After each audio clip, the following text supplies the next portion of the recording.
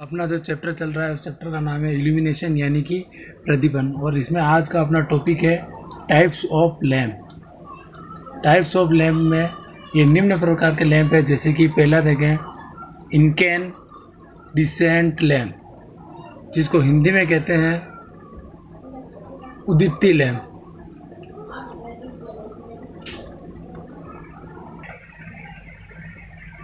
फिर दूसरा लैम्प है आर्क लैम्प। फिर तीसरा लैंप है अपने पास में हेलोजन लैंप, जिसको शादी ब्याह में काम में लिया जाता है। फिर चौथा है गैस डिस्चार्ज लैंप।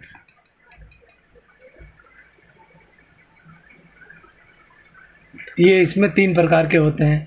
एक होता है सोडियम वेपर लैंप,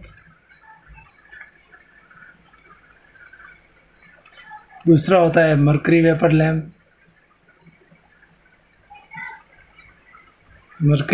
लैंप,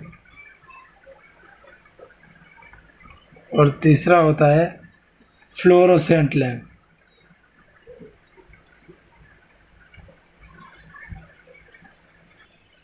और पांचवा लैंप है अपने पास में नियॉन लैंप।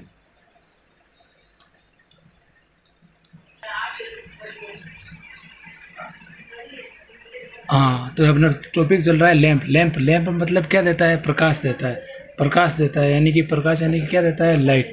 अब लाइट जो होती है वो 2 प्रकार से होती है अपने पास में। पहली होती है नेचुरल और दूसरी होती है आर्टिफिशियल यानी कि कृत्रिम। इसको हिंदी में बोलते हैं कृत्रिम। नेचुरल मतलब प्राकृतिक, यानी कि इसमें अपना क्या आएगा? सीधा सा सन आएगा यानी कि सूर्य। और आर्टिफिशियल में आ जाएंगे अपने पास में 2। एक तो आएगा नॉन इलेक्ट्रिक और एक आएगा इलेक्ट्रिक। नॉन इलेक्ट्रिक का मतलब होता है जैसे अपने आ गए कैंडल यानी कि मोमबत्ती। फिर दूसरा आ गया अपने पास दीपक। इसमें ये आ गए नॉन इलेक्ट्रिक में आएंगे अपने सारे लैंप आ गए, जैसे इनकैंडिसेंट लैंप हो गया, अपने ट्यूबलाइट हो गई, अपने CFL हो गया, LED हो गई, ये सारे लैंप इसमें।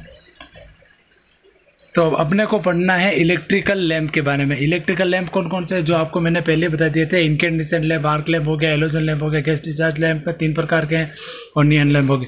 तो आज अपना पहला टॉपिक है इनकैंडिसेंट लैंप है पहला अपना इनकैंडिसेंट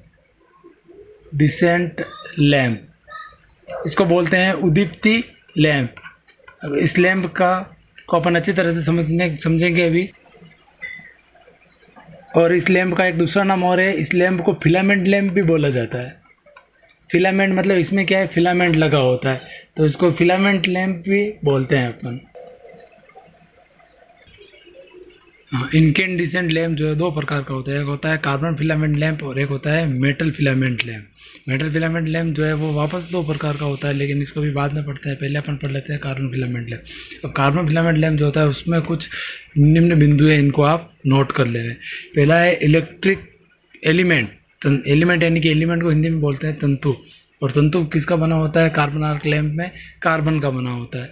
और फिर अगर बात करते हैं गलनांक, मेल्टिंग पॉइंट, यानी जिस पर जो वो एलिमेंट होता है वो पिघल जाता है, वो कितना है? 3500 डिग्री सेंटीग्रेड पर, यानी कि फिर चालू होने का तापमान यानी कि ऑपरेटिंग टेम्परेचर, यानी कि जब ये बल्ब ऑन होता है तब इसका टेम्परेचर लगभग कितना होता है? 1800 से 2000 डिग्री सेंटीग्रेड होता है। लेकिन इसकी जो दक्षता होती है वो क्या होती है? निम्न होती है।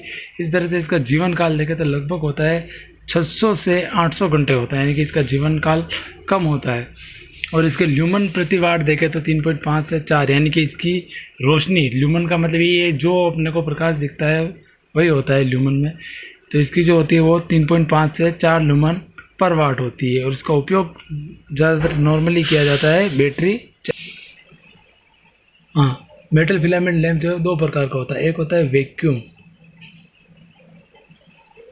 वैक्यूम का मतलब होता है निर्वात, और दूसरा होता है गैस फील्ड, यानी कि जिसमें गैस भरी जाती है, गैस फील्ड यानी कि गैस, इसमें गैस कौन कौन सी होती है? गैस होती है नॉर्मली आर्गन या फिर नाइट्रोजन, दो तरह की गैस।